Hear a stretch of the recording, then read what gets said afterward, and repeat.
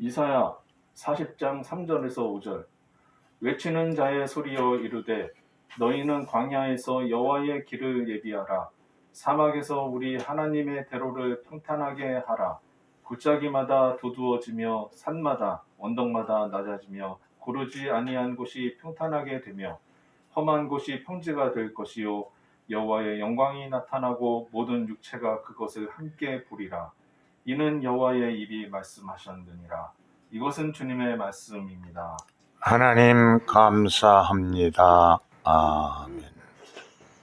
복음서의 말씀 마가복음 1장 4절에서 8절 말씀. 세례 요한이 광야에 이르러 죄사함을 받게 하는 회개의 세례를 전파하니 온 유대 지방과 예루살렘 사람이 다 나아가 자기 죄를 자복하고 요단강에서 그에게 세례를 받더라.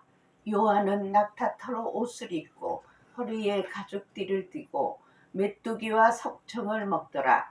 그가 전파하여 이르되 나보다 능력 많으신 이가 내 뒤에 오시나니 나는 굽혀 그의 신발끈을 풀기도 감당하지 못하겠노라. 나는 너희에게 물로 세례를 베풀었거니와 그는 너희에게 성령으로 세례를 베푸시리라. 이것은 주님의 말씀입니다. 하나님 감사합니다. 아멘. 아멘. 아멘. 입술의 모든 말과 나의 마음의 묵상이 쉽게 연락되기를 원하는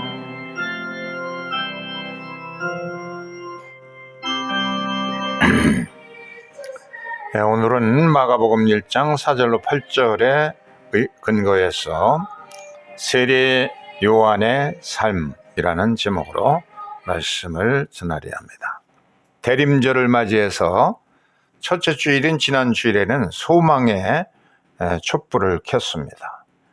오늘은 이제 대림절 둘째 주일인데 평화의 촛불을 켜는 주일을 맞이했습니다. 평화, 피스를 우리가 간절히 소망하면서 예배드립니다. 베들레헴을 향한 행진을 우리가 이제 계속하고 있습니다. 주님 오실 길을 준비하라는 메시지를 우리가 듣게 됩니다.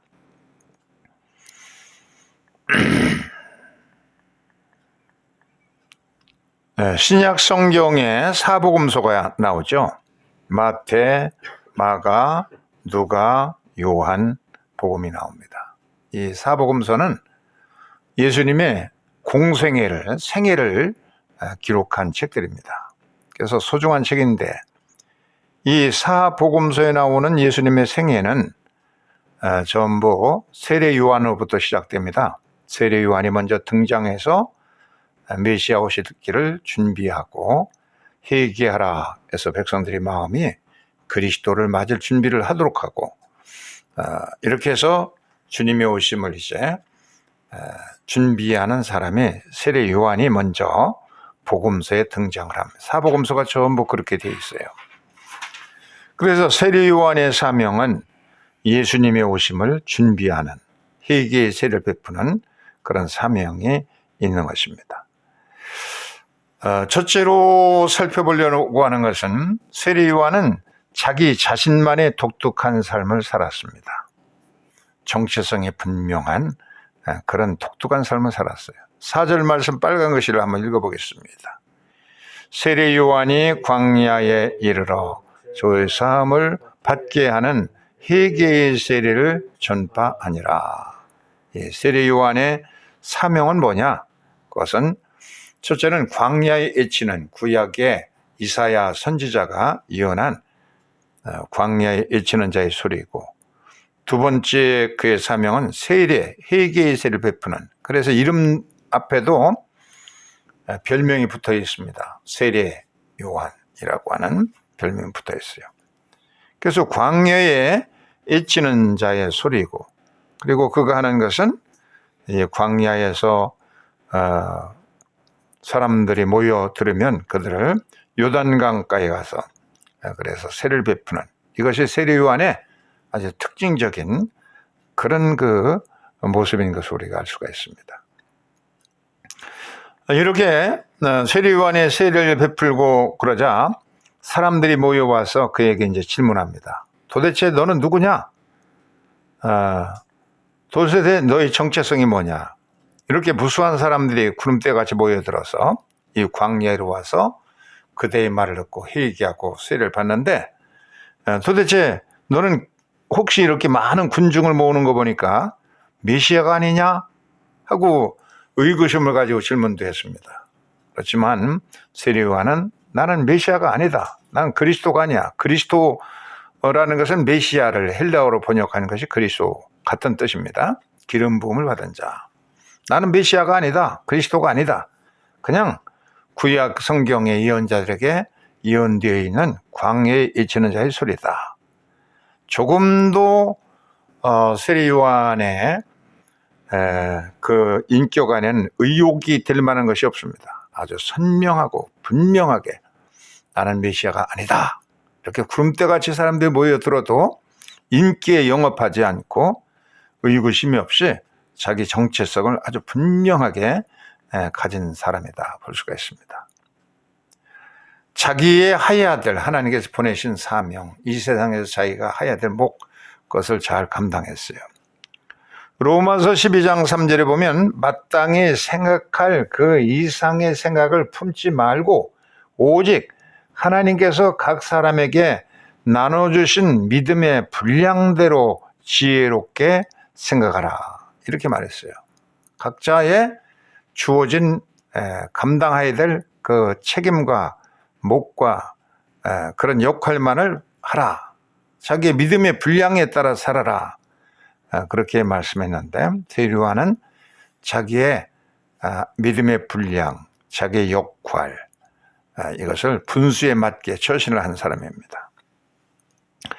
요즘에는 길거리에 나가면은 이렇게 차량 뒤에다가 스티커를 붙이고 다니는 차들이 있는데 거기에 이러한 물고기 스티커를 붙이고 다니는 차량들이 있습니다. 이 물고기 안에는 이끄띠스라는 헬라어가 쓰여 있는데 이 이끄띠스라는 거 뭐냐면 예수 그리스도는 하나님의 아들이요 우리의 구세주다 하는 뜻입니다. 그래서 나는 예수를 믿는데 이 땅에 오신 메시아로 오신 예수를 믿어라 하는 전도 목적으로 자기의 신분을 또 분명하기 위해서 난 크리스찬이다. 예수를 믿어라 하는 목적으로 이런 스티커를 붙이고 다닙니다.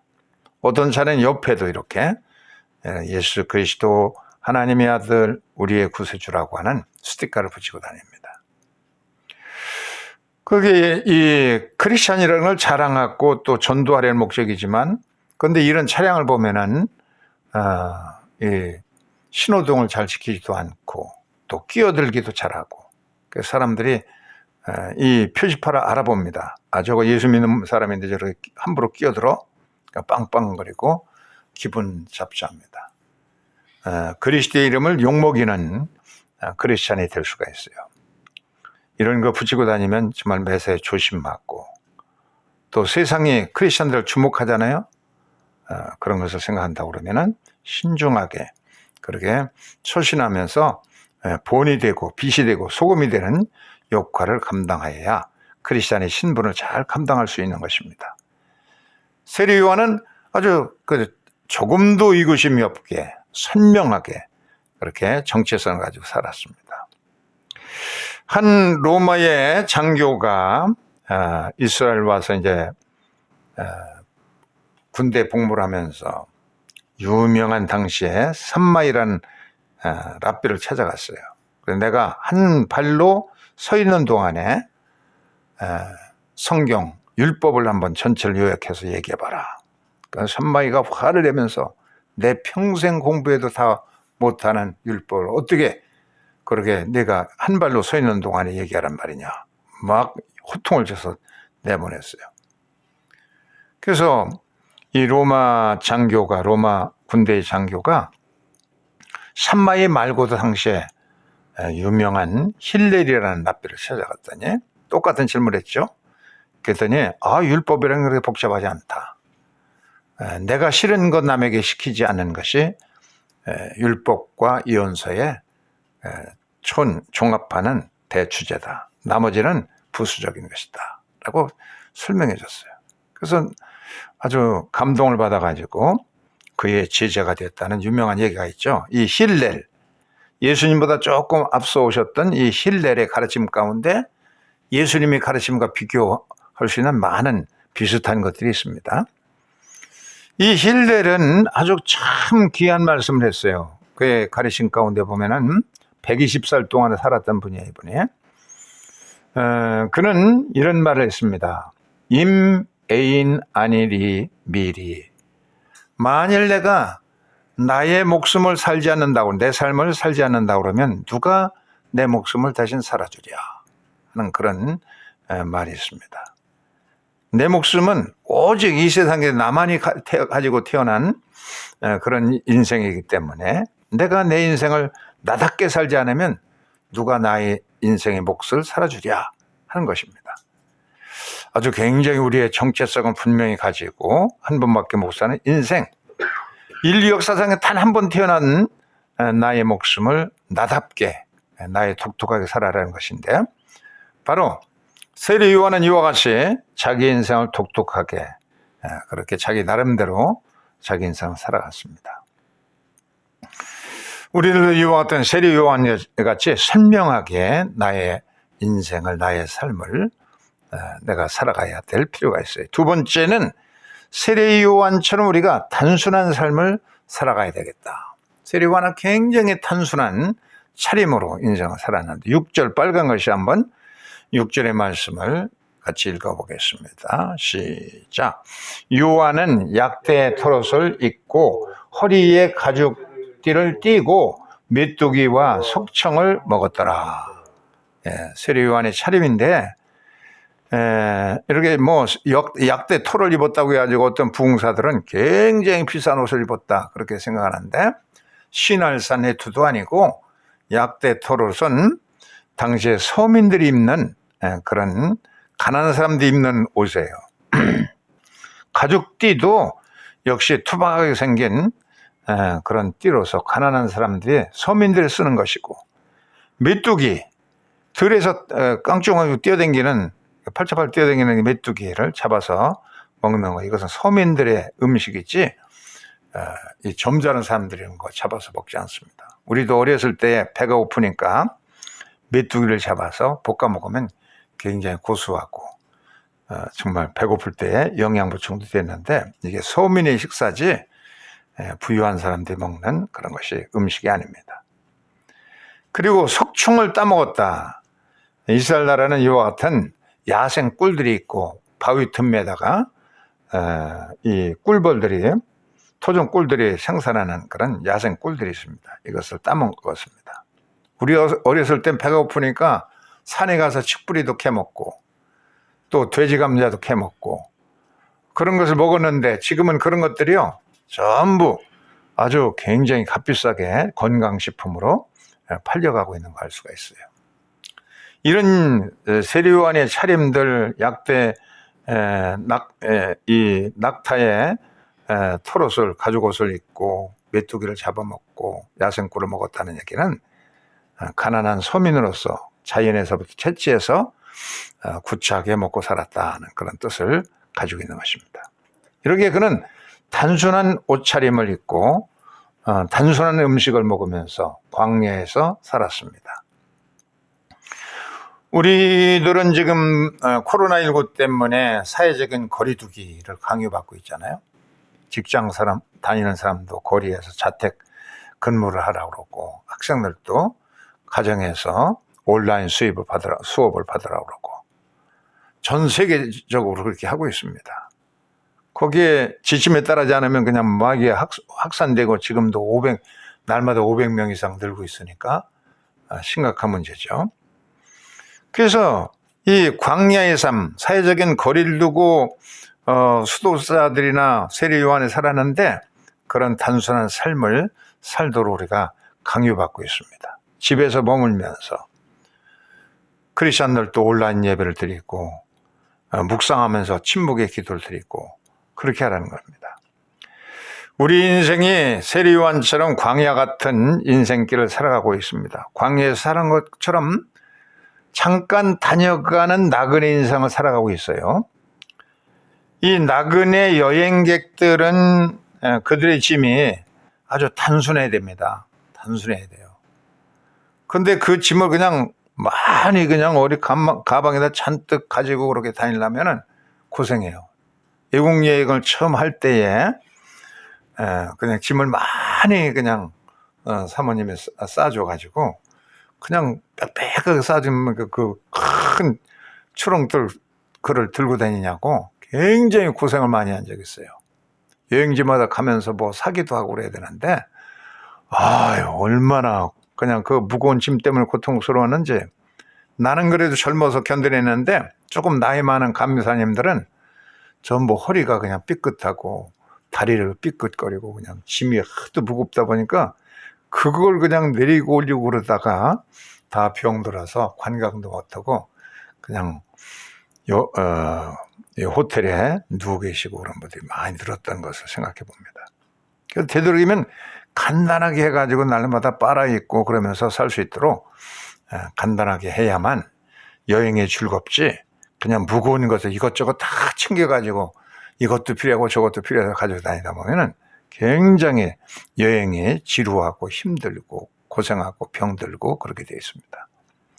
그래서 여행객들은 짐이 단순해야 됩니다. 세리요한도 단순하게 단순한 삶을 살았기 때문에 광야에서 늘 기도하고 묵상하고 그런 가운데 그가 인생에 큰 힘을 가지고 많은 사람들에게 감동을 주는 그런 울림 있는 이침을 전할 수가 있었던 겁니다. 그래서 구름대 같은 사람들이 모여들어서 그의 말씀을 듣고 400년 만에 말라기 이후로 400년 후에 태어난 세례 요한의 그 음성을 듣기 위해서 광야로 국경을 넘어 사람들이 모여들고 유대와 갈릴리 지역, 이두메 지역, 그리고 시리아, 레바논 지역에서 국경을 넘어서 또 구름대처럼 몰려들었던 것입니다.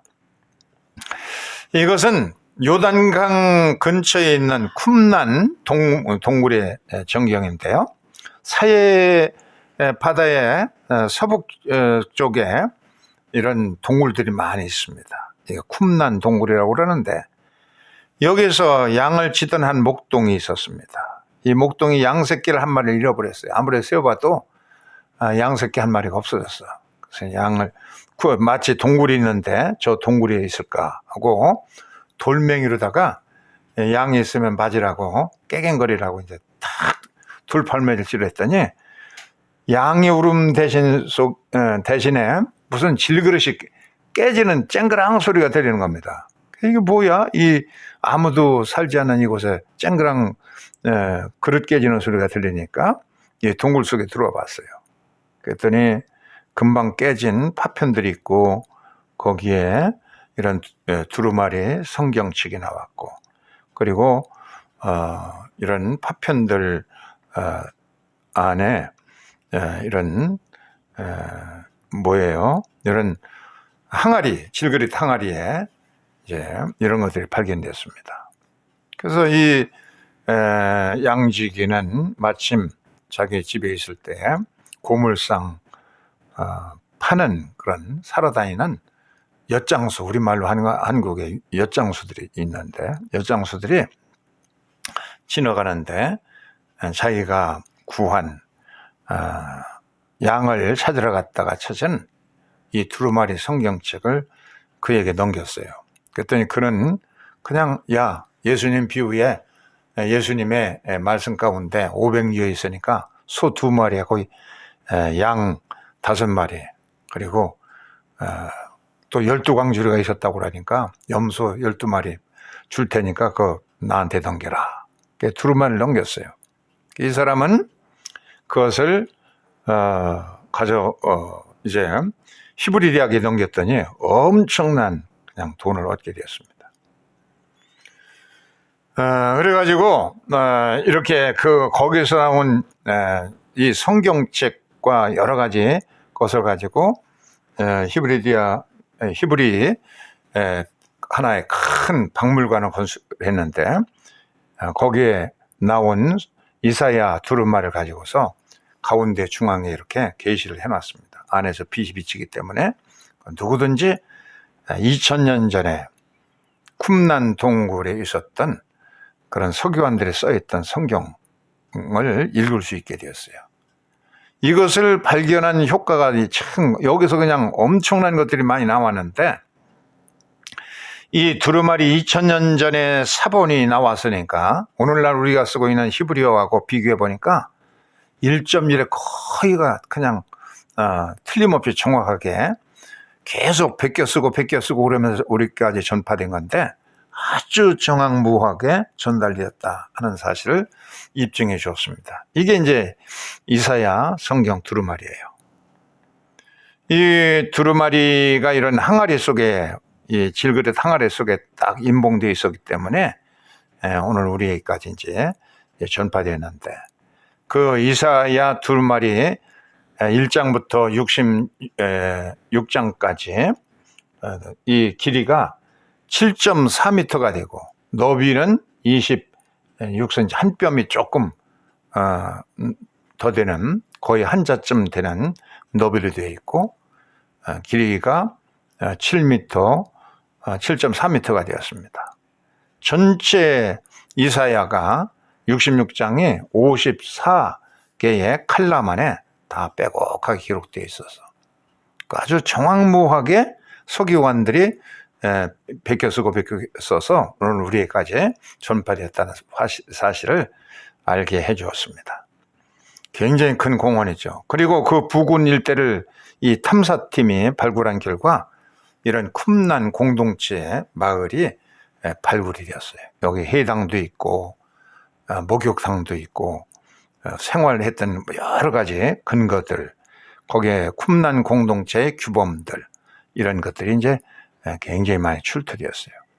이 쿰난 공동체, 이 쿰난 마을 사람들은 이 세상에서 떨어져 가지고 이렇게 살았는데, 이 발굴을 통해서 기원 예수님 오시기 전 100년 전부터 100년 후까지 이스라엘 안에는 이렇게 종말론적인 공동체들, 메시아를 기다리는 열망에 가득 찬 그런 공동체들이 많이 있었다는 사실을 밝혀낼 수 있었습니다. 그리고 많은 성경들, 파피루스 조각들, 두루마리 성경들이 이제 발굴되었어요.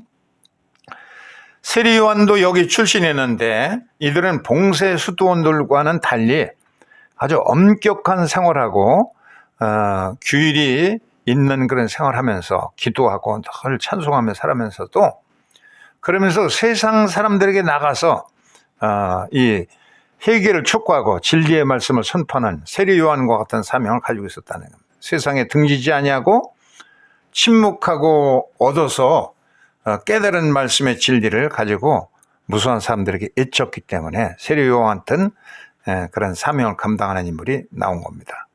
침묵의 힘을 통해서 얻은 귀한 메시지를 민중에게 전파해서 회개하라 애치니까 그들이 구름대처럼 몰려들어서 그의 말씀을 경청할 수 있었기 때문에 우리의 말씀의 침묵에서부터 이렇게 참 농축되어야, 응축되어야 그 삶에서 우러나온 메시지가 사람들에게 감동을 주는데, 세리 요한도 단순한 삶에서부터 깊은 묵상을 통해, 광야의 묵상을 통해서 농축된 그 말씀을 전하니까 그렇게 허다하게 많은 사람들이 모여들어서 회개하고 세를 받았다는 것입니다. 우리의 삶으로서, 단순한 삶에서 우러나오는 우리의 삶이 바로 메시지가 되어야 되는 겁니다.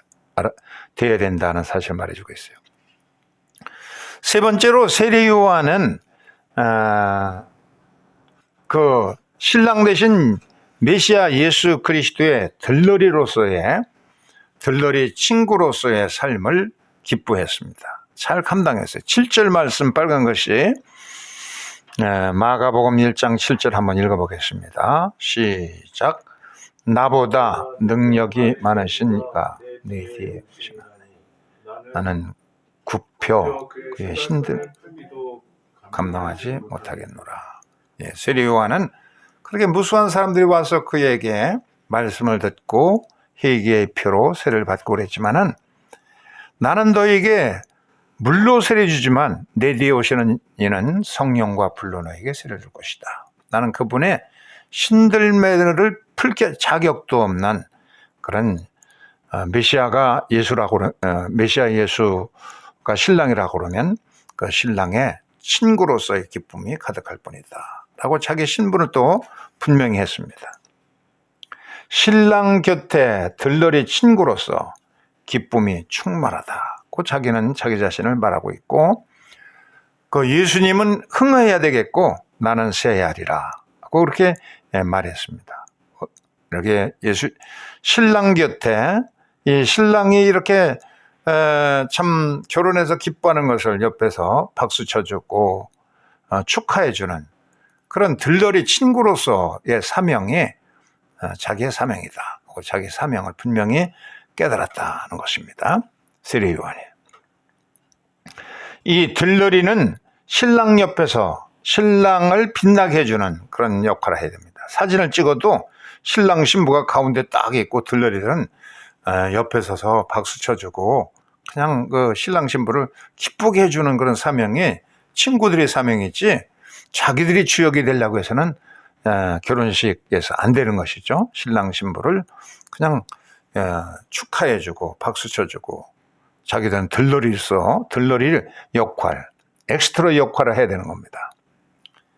드라마에서 주인공을 돋보이게 하고 그러기 위해서 출연하는 것이 엑스트라입니다. 엑스트라는 자기가 빛나려고 하면 안 되고 오직 주인공이 빛나게 해주는 역할을 하는 것처럼 들러리도 신랑 대신 예수님을 빛나게 해줘야지 들러리가 빛나게 돼서는 안 된다. 세례 요한이 구름대처럼 자기가 이렇게 인기를 영합하고 있다고 해서 자기가 돋보이지 아니하고 이 사람은 모든 영광을 다 예수 그리스도에게 양분, 자기에게 몰려오는 군중의 시선을 나를 주목하지 말아라. 오직 나는 예수님을 소개하러 너에게 온 하나의 선발대다. 그렇게 얘기하면서 예수를 소개했습니다. 예수님은 빛나고 예수님은 흥하여야 되고 나는 쇠하여야 되리라. 그렇게 말했습니다. 세상에는 모든 사람들이 자기가 주인공이 되고 싶어 합니다. 만약에 세례 요한처럼 사람들이 막 박수갈 치고 헛되한 민중들이 모여들고 그러면은 내가 그리스도인지 했을 거예요. 세상이 그렇잖아요. 그래서 나는 누구의 부하가 아니야. 내 위에 누구도 없어.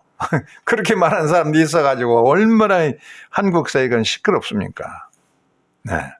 근데 세례 요한은 자기에게 모여드는 허다한 무리들을 예수님께 소개하고 그리고 예수님은 흥하여야 되겠다 하겠고 자기는 살아야 된다는 그런 자기의 위치를 분명히 알았어요. 정체성이 분명합니다.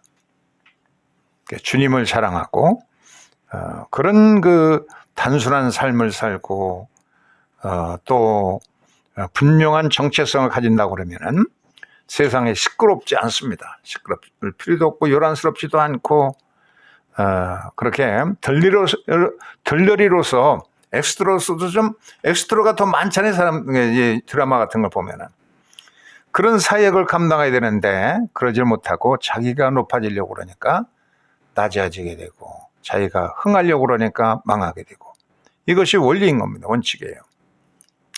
우리들이 이와 같은 때에 이 세례 요한처럼 무수한 사람들이 군중들이 자기를 떠받쳐주고 박수갈 치신다고 해서 조금 더 흥분하지 않고 그 인기에 야합하지 않냐고 나는 오직 내 뒤에 오시는 예수를 높이기 위해서 너희 앞에 예수를 소개하기 위해서 왔을 뿐이다. 하나의 친구, 신랑의 들러리 친구일 뿐이다 하고 자기의 소임을 분명히 하고 분수에 맞게 처신하고 역사의 무대에 사라지고 주님만을 높였던 것처럼 우리를 또 우리의 주님을 높이고 주님께 영광을 돌리고 주님께 감사할 때 주님께서 우리를 빛나게 해주시고 더 강하게 하시고 축복해 주신다는 사실을 믿고 세례 요한과 같은 분명한 삶을 살 수 있기를 주의 이름으로 축원합니다. 아멘. 찬송가 274장 부르면서 헌금을 봉헌하겠습니다.